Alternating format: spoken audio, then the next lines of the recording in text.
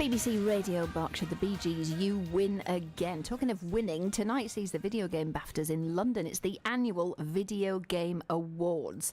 Now, amongst the favourites to scoop an award is Fortnite. This is the latest mobile gaming phenomenon that's got millions of people hooked around the world. And joining me now is Guy Cocker, who's the Global Brand Director for Stuff magazine. Guy, will you be black tie tonight? I wasn't invited. I don't know what happened, Kirsten. I just realised this when I got the call to be on your show. I was like, I'm not actually invited this year, so I'll try not to take it as a snub. Oh my gosh, you need to crash down there. You need to. Do you know who I am? It up on the door. Get to see Dara O'Brien hosting. Yeah. Yeah, he's hosting again, isn't he? So clearly they like him, but he is a gamer, isn't he? He is, yeah. I've been lucky enough to actually sit on some BAFTA judging panels with Dara, and he's actually a genuinely big gamer. He really cares about the art form, and of course it helps that he's ridiculously funny as well. So, yeah, I mean, that's what it's all about. It's just celebrating gaming successes. And you mentioned Fortnite there. That's the big game of the moment. It's got about 45 million players, and at any one time, like right now, playing Fortnite, there's around 3 million players, all the time playing it. So it's just a massive success story. One of those games that sort of came out of nowhere. Similar success level to Minecraft that people might remember a few years ago. But there are a few British games as well that are going to be sort of vying for the best British game, and the one that's sort of in the lead is a game by Hellblade, a game called Hellblade by a group of guys in Cambridge. And actually, it does some interesting things for the video game medium. It's about mental health issues. It's a traditional game in as much as you're sort of fighting monsters, but it sort of explores things that haven't really been done in games, and that's what the BAFTA organisation kind of wants to recognise, I think. So when you're doing the judging, if you're on a panel, do you have to sit and play the games and decide, I like this one, I like the gameplay, I like, or is it just a clip? How does it work, the judging? Yeah, it's a tough one, Kirsten, but it's a tough job, but someone's got to do it. But basically, the BAFTA as an organisation has recruited lots of people across the games industry. So it could be games designers, it could be journalists such as myself, it could be people who have worked in the industry for a long time. There's someone who's getting a sort of lifetime recognition award tonight, Tim Schafer, who's designed many famous adventure games in the past. And a long list is whittled down to a final list of around sort of 10 games. And if you're judging a category such as best story, you have to sort of spend a couple of months, as I've done in the past, spending all of your spare time every evening and weekend playing through to try and judge what you think is the best story. And then you get in a room and sort of pitch your opinions to the rest of the group. So it could be audio designers, it could be people that have written games, it could be broadcasters and journalists. And then you have to sort of collectively come to an opinion about which one you think is worth recognition. And usually it's a pretty heated debate because there's some really interesting stuff that's happening in the video games industry at the moment. I think it's an industry that still struggles to shake off its reputation as something that men tend to be more interested in, and it's certainly something that it's struggled with as an industry in terms of diversity. I mean, the more recent stats that were out there were that was less than 14% of the workforce, and that's not just the people programming games, the people in sort of support positions like marketing. Only 14% of them are women, and I think it's an industry like you've seen that's been happening in Hollywood recently that's crying out for more diversity, that's crying out for more diverse voices, because when you get people of mixed backgrounds in, you tend to get games that explore different themes and different ideas. So one of the games that came out a couple of years ago explored the idea of dealing with the situation of having a child with cancer. And it's not something that you might want to put on and sort of chill out and kick back. But it's films cover all sorts of different themes and things that affect people in their daily lives, whether it could be gay relationships or it could be just growing up, or it's lots of different things. Whereas video games, you still say video games to most people, and they think that they're violent and they think that they're only about shooting things. And to a certain extent, the games that really sell a lot are, Fortnite depends on collaboration and building, but to a certain extent you're still shooting other people across the globe.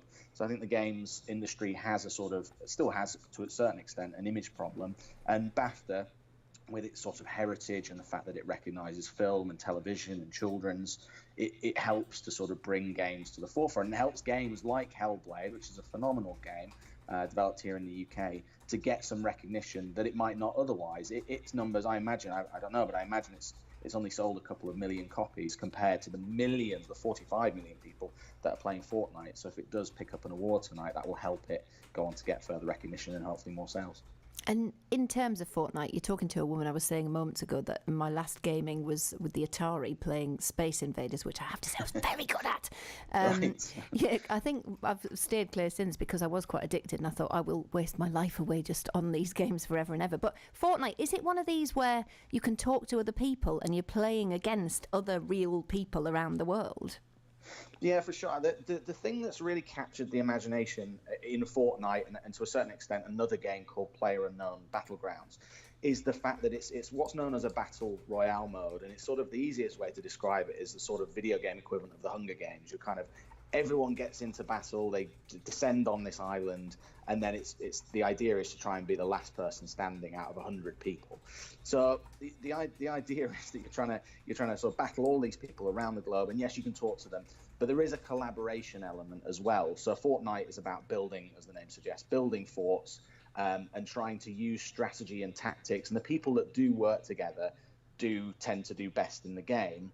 But there is always this moment in the game where you've got to, the idea is you're supposed to be the last one standing. So there's this really interesting element where at some point you've kind of got to backstab your teammates, and that makes it really interesting. And Fortnite is actually, you are still sort of shooting and using weapons, but it's cartoony graphics. It's very much like a Disney or a Pixar film in video game form. It's not overly gory or bloody, and I think that's the reason it's been a success. And I think parents like playing it with their children. I think kids especially like watching it live streamed through platforms like YouTube and Twitch. They love seeing other people playing it. And the most recent example was the rapper Drake getting involved and live streaming with another live streamer his game of Fortnite. And since then, it's just become this huge thing that, if you've got kids that's sort of in their teenage years, chances are that they've watched or they're watching Fortnite games being played online when they're not playing it themselves. So it's just got that element to it where people just love seeing what happens in the game. And is Pokemon Go still big? Because my son at 6 quite likes a little bit of Pokemon Go.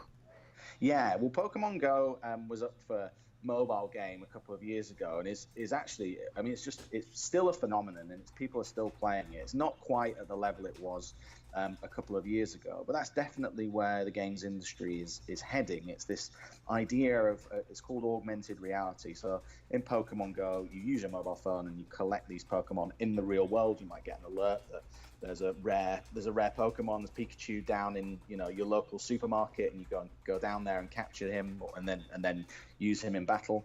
But those sorts of augmented reality games where there's an element of you interacting with the real world through your mobile phone is the next big thing in video games, and actually the next big thing in mobile in general. Apple and Google are investing massively into augmented reality platforms. And that's the next big thing in video games. So while this year the mobile game category is probably going to be won by a game called Monument Valley 2, which is again from a British developer. Britain's got a fantastic heritage in the video games industry and has done phenomenal games from Grand Theft Auto to newcomers like Monument Valley. But the next big thing I don't think will be virtual reality. Virtual reality was having a big push a couple of years ago as well. It'll actually be augmented reality, so interacting with games that are projected onto your tabletop instead of playing with a tabletop game. So that's the next big frontier in game, I think. Last quick question: did they get a nunchuck as a trophy? Is it a sort of golden nunchuck? Is it am I saying it right? Nunchuck? Nunchuck. Yeah, I think so. Yeah, I think so. I'm not sure, but yeah, they get a legitimate BAFTA, which I'm sure will take. I've been around video game studios, and they're always in their reception areas. The BAFTAs are a huge deal, not just here in the UK, but internationally as well. The games industry doesn't really have anything comparable to the Oscars. The BAFTA Games Awards are it, because internationally there aren't many bodies that are as sort of long-standing and prestigious and work to kind of further the aims of the industry like BAFTA does. So they actually do a really good job. And they do, they have an award that's voted for by the public. They have an award for best performer in video games, and you're getting, one performer in video games that's been really prolific recently is Mark Hamill, who recently played Luke Skywalker in the Last Jedi film. So there's lots of different awards, and you can see on on the faces of the people that win these BAFTAs, it means a huge deal. And I've seen on social media today, just people really amped up who've spent, it still takes 2 years to make these games, and people are just, who made them, they've poured their heart and soul into them. And getting a BAFTA is recognition for all that hard work. So it's really nice to see when they get those awards. You won't be seeing that, sadly, tonight, Guy. You've not been invited, which is an outrage, might I say. Thank you very much for telling me all about it. Thank you, Kirsten.